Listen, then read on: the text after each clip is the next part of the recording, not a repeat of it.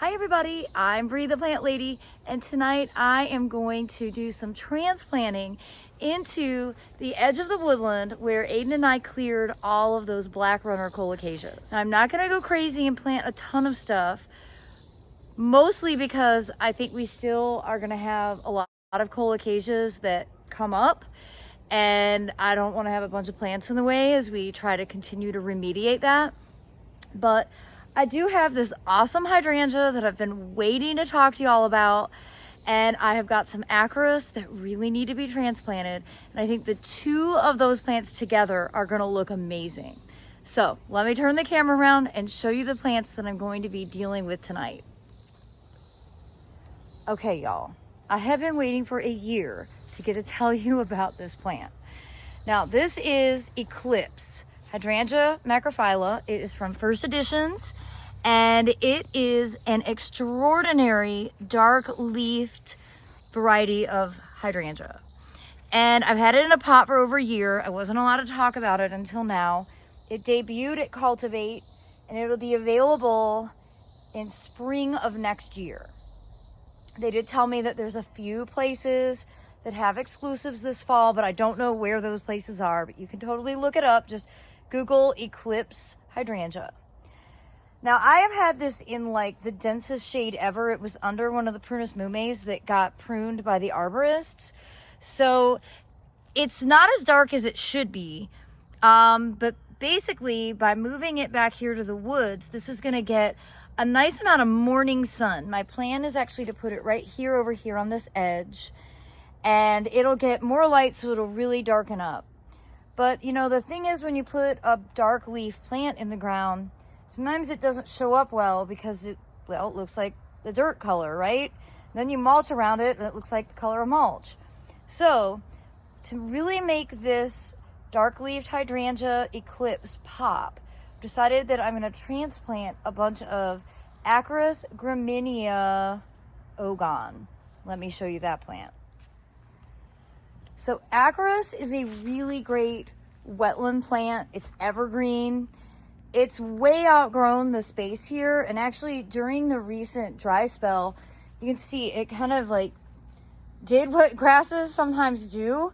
It did the donut effect. It died in the middle. So I've decided this is the perfect opportunity to go ahead and transplant a bunch of it out so that I will actually be able to access the doors to my shed. And I'm also going to go ahead and take this opportunity to prune this Fuji waterfall hydrangea way back as well, because I can't really even open the doors, which is a ridiculous problem to allow your plants to do this, but you know, it is me. But I really think that the chartreuse of this is going to make that burgundy on the Eclipse really stand out. Plus, I know that it's well suited for this area because, well, it's been here for 12 years, growing really well, and that's essentially the same kind of scenario. Edge of the woodland swamp, seasonally very moist, and I just think that this kind of solves two problems at once. I gotta love that.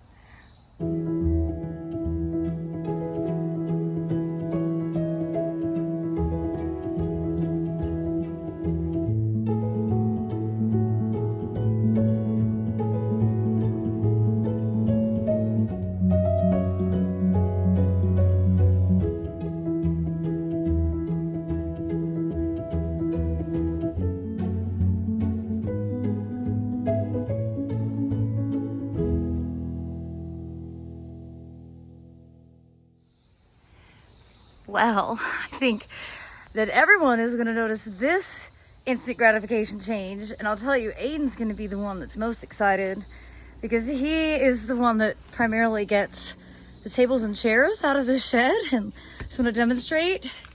First of all, the shed needs to be reorganized. That's how we accommodate hundreds of people. But now the doors will actually swing open. Wow. Feeling like this is a huge accomplishment. All right, now it's time to get that acarus that I pulled out put back into the ground.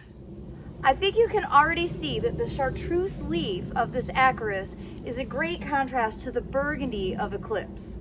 Now this is a great evergreen perennial here in Zone 7, And Acarus gramineus actually spreads from rhizomes. So rhizomes are actually modified stems that grow underground. And you can see it kind of creates a mat. And instead of dividing this into a bunch of different pieces, I'm actually just gonna clean up any of the old dead foliage, and I'm gonna plant it in mass because I basically want this to look like it's always been here. And I'm gonna concentrate on sort of planting it all around this edge and then more over here on the other side with this beautiful camellia.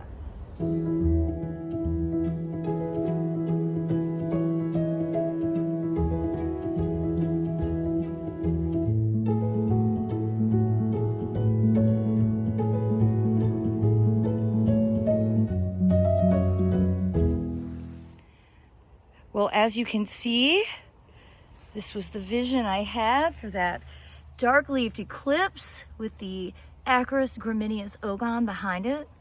And now just a few loads of mulch will make all the difference in the world. Recognizing that we are not done by any stretch here because there are a ton of colocasia roots still here. But basically my approach for right now is just gonna, as they start to grow, we'll continue to pull them out, and eventually I think we will exhaust them. If they can't photosynthesize, eventually they'll run out of energy.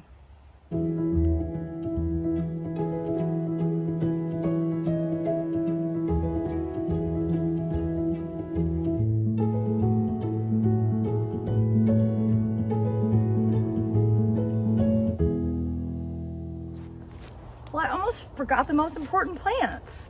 I have phlox paniculata bright eyes to add to this lower section. These are just two that I already had potted, and you can see they really need to get put in the ground, but I have plenty more in the garden to transplant. For now, I'm gonna just start with these two.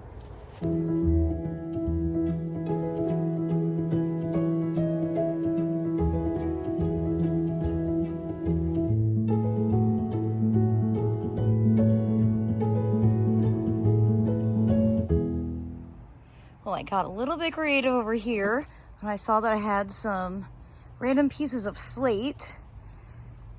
I think it's just amazing how in a day you can take something and completely transform it.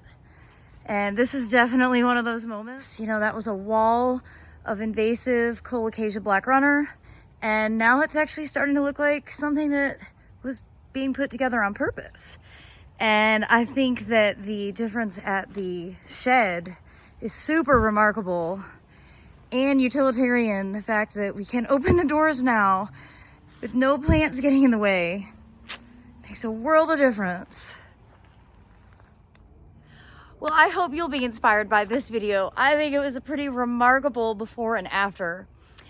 I do hope you'll subscribe so that you can stay in the loop as all of these gardens continue to grow for the 2023 growing season. And as always, thanks so much for watching, everybody. Happy gardening.